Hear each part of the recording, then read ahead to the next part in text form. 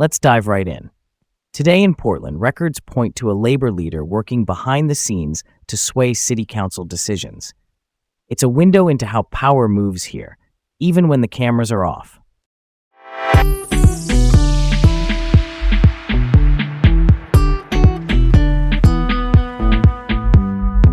Okay, here we go. From the top, I'm Leah, keeping it real from Portland and ready to unpack the latest.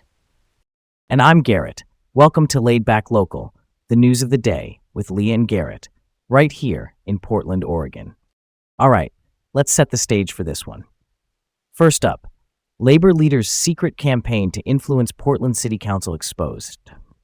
Lori Wimmer, the executive secretary-treasurer of the Northwest Oregon Labor Council, which is a regional arm of the AFL-CIO, the National Labor Federation, is documented giving behind-the-scenes advice to city council members in 2025 and early 2026. Records show she urged councilors to sue the city over a tie-breaking rule for council leadership.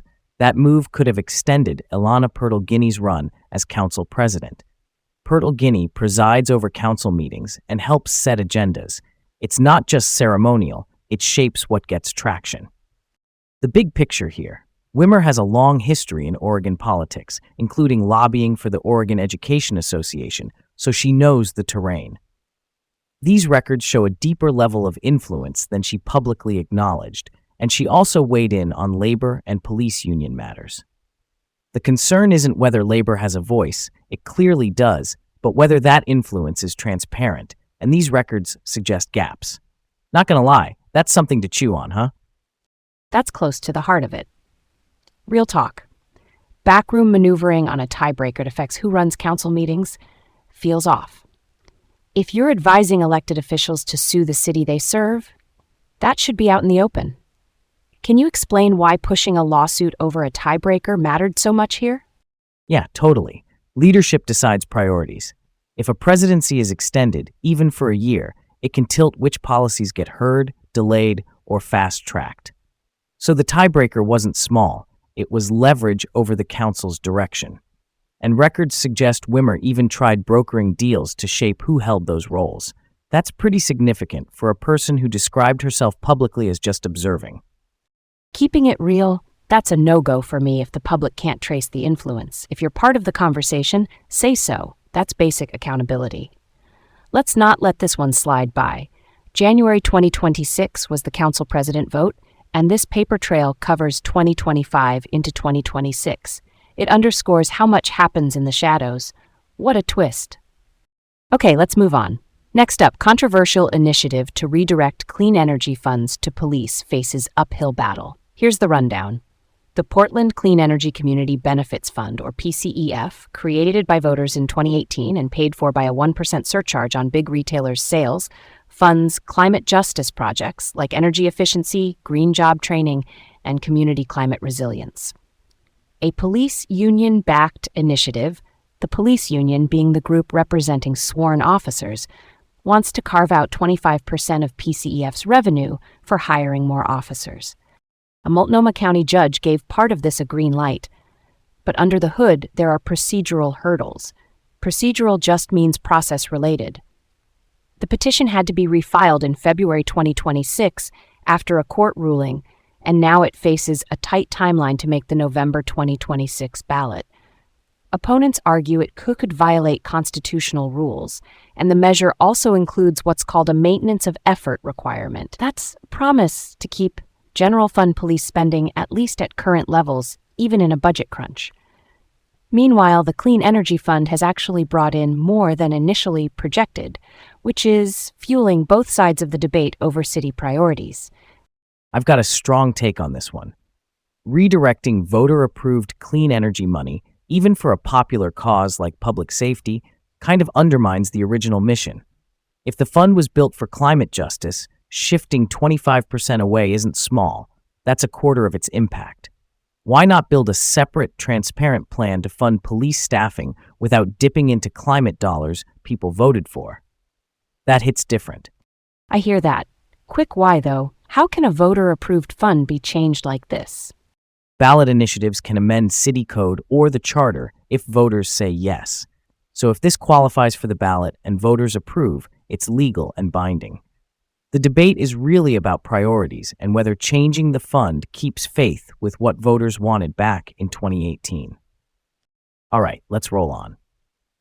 Next up, Portland arts organizations struggle as NEA cuts take toll 1 year on.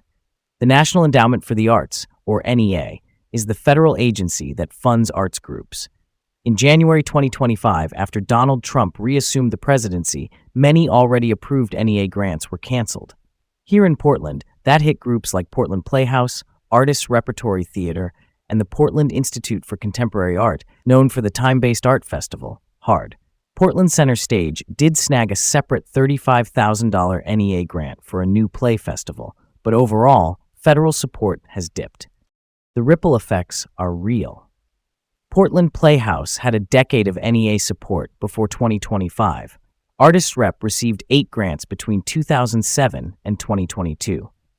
Oregon Humanities, which runs public programs statewide, has leaned on the National Endowment for the Humanities for about 40% of its budget.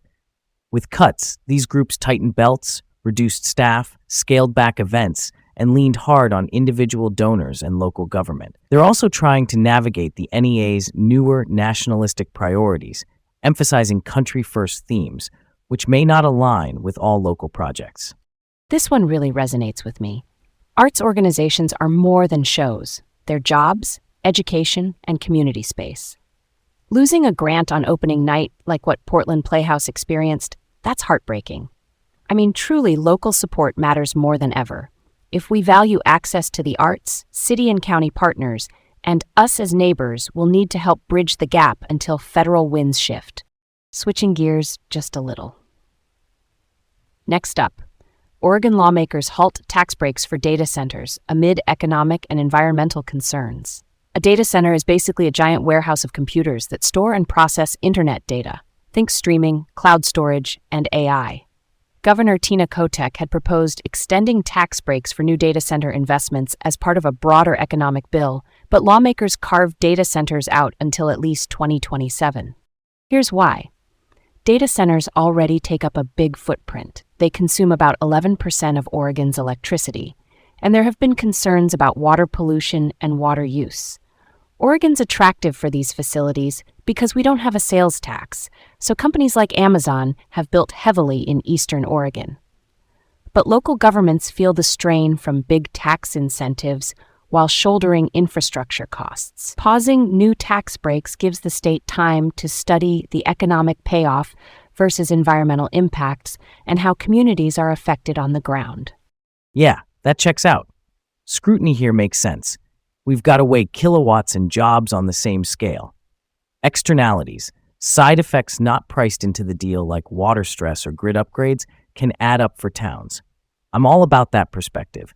Take a beat, get the data, and then decide if incentives actually pencil out for Oregonians, not just the balance sheets. On to the next thing. Last up, intense race for Multnomah County Chair as candidates face budget crunch and policy challenges. 2 names to know. Shannon Singleton, elected to the board in 2024, is running with a focus on integrating county services. Think housing, health, and behavioral health working in sync.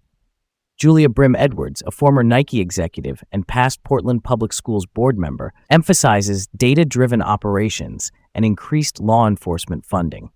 The seat will be decided in November 2026 using ranked choice voting. That's where voters rank candidates in order instead of picking just one. The next chair inherits a serious budget shortfall. Homelessness strategy is central. Singleton has critiqued emergency-heavy approaches and wants more coordinated services, while Brim Edwards talks about operational discipline and outcomes. Public safety is a dividing line, and yes, how the county responds to federal policy coming out of the Trump administration is part of the backdrop.